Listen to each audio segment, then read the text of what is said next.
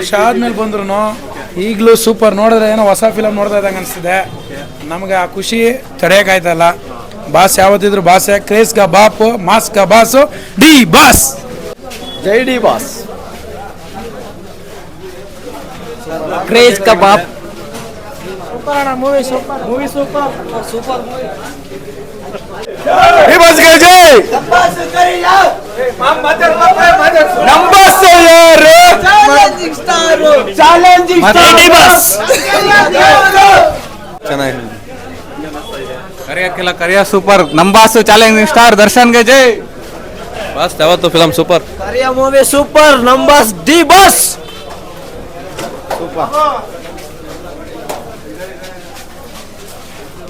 Super ಆಗಿದೆ ಅಣ್ಣ movie. ನೋಡ್ಬೇಕು ಇನ್ನೊಂದು ಕಿತ ಎಲ್ರು.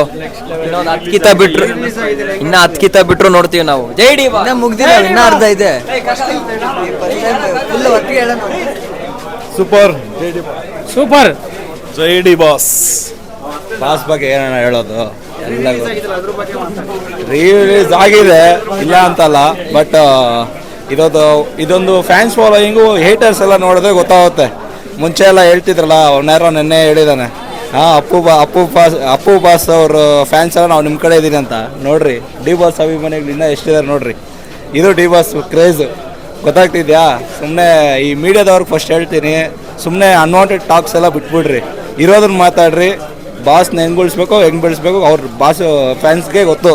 ನೀವು ಮಾತಾಡೋದು ನೀವು ಬಿಟ್ಟಿದ್ದಲ್ಲ, ನಿಮ್ಗೆ ಬಿಟ್ಟಿದ್ದೆ ಅದು. ನಿಮ್ಮಿಂದ ಏನು ಪ್ರಯೋಜನ ಇಲ್ಲ ನಮಗೆ. ಸೊ ಏನೋ ಎಲ್ಲ ಮೂವಿ ಬರಬೇಕು, ಬಾಸ್ ಹಳೆ ಮೂವಿಗಳೆಲ್ಲ ಮತ್ತೆ ಮತ್ತೆ ರಿಲೀಸ್ ಆಗಬೇಕು, ಗೊತ್ತಾಗಬೇಕು. ತುಂಬ ಮಿಸ್ ಮಾಡ್ಕೊಂಡು. ಚಾಲೆಂಜಿಂಗ್ ಸ್ಟಾರ್ ಬಾಸ್ ಇಲ್ಲೇ ಇರಬೇಕಿತ್ತು ಮೇನು. ಇವಾಗ ಹುಬ್ಳಿ ಜೈಲ್ಗೆ ಹಾಕಿರೋದು ಒಂದು ಸ್ವಲ್ಪ ಬೇಜಾರಾಗ್ತಿದೆ. ಇಲ್ಲೇ ಇರಬೇಕಿತ್ತು. ಬಟ್ ಆ ಫೋಟೋ ಏನೋ ಒಂದು ಸ್ವಲ್ಪ ಮಿಸ್ಸಿಂಗ್ ಹೊಡಿತಿದೆ. ಯಾಕಂದರೆ ಈ ರಾಜಕಾರಣಿ ವ್ಯಕ್ತಿಗಳದ್ದು ಏನೋ ನಡೀತಿತ್ತು. ಸೊ ಈ ಫೋಟೋಯಿಂದ ಅದನ್ನು ಮುಚ್ಚಾಕಿದ್ದಾರೆ ಅಂತ ನನಗನ್ನಿಸ್ತಿದೆ. ಬಾಸ್ ಯಾವಾಗ ಖುಷಿ ಪಡ್ತಾನೆ ಇರ್ತಾರೆ. ಅವ್ರಿಗೆ ಖುಷಿ ದುಃಖ ಅನ್ನೋದು ನಾವು ಯಾವತ್ತೂ ತರಲ್ಲ, ಪಕ್ಕಾ ಖುಷಿ ಪಡ್ತಾರೆ ಅವರು. ಇದ್ರ ಮೂಲಕ ಡಿ ಬಾಸ್ ಫ್ಯಾನ್ಸ್ಗೆ ಹೇಳೋದಂದರೆ ಏನು ಹೇಳೋದು, ಅವರೇ ಅಭಿಮಾನಿ ದೇವರು ನಮ್ಮ ಬಾಸ್ ಅಂದಮೇಲೆ ಇನ್ನು ಅವ್ರ ಬಗ್ಗೆ ಏನು ಮಾತಾಡೋದೇನಿಲ್ಲ. ಗೊತ್ತಾಗ್ತಿದೆಯಲ್ಲ ನಿಮಗೆ, ಇದೇ ಕ್ರೇಜು ಯಾವಾಗಲೂ ಇರುತ್ತೆ. ಕಮ್ಮಿ ಅಂತೂ ಆಗಲ್ಲ, ಕಮ್ಮಿ ಅಂತೂ ಚಾನ್ಸೇ ಇಲ್ಲ. ಅದ್ರ ಬಗ್ಗೆ ಥಿಂಕ್ ಮಾಡೋದು ಬಿಟ್ಬಿಡ್ರಿ, ಅದ್ರ ಬಗ್ಗೆ ಥಿಂಕ್ ಮಾಡೋಕ್ಕೆ ಹೋಗ್ಬೇಡ್ರಿ. ಹೌದು. ಏನು ತಿಳ್ಕೊಬೋದು ಅಂದರೆ ಈಗ ಹೇಳ್ತಿದಾರಲ್ಲ, ಇವಾಗ ಎಷ್ಟೇ ವರ್ಷ ಮೂವಿ ತೆಗೆದ್ರು ನಮ್ಮ ಬಾಸ್ದು ಕೆಲವೊಬ್ರು ಹೇಳ್ತಾರೆ ಕನ್ನಡ ಇಂಡಸ್ಟ್ರಿ ನಡೀತಾ ಇರೋದೇ ಡಿ ಬಾಸ್ ಅಂತ. ಹೌದು ಹೌದು. ಇಲ್ಲ ಅವ್ರು ನಡೀತಾ ಇಲ್ಲ ಅಂತ ಅವ್ರು ಹೇಳ್ತಾರೆ. ಯಾಕೆ ನಡೀತಿಲ್ಲ? ಯಾಕಿಲ್ಲ? ಇವಾಗ ದರ್ಶನ್ ಇಲ್ಲ ಅಂದ್ರೆ ಏನಾಗ್ತಿದೆ ಗೊತ್ತಲ್ಲ.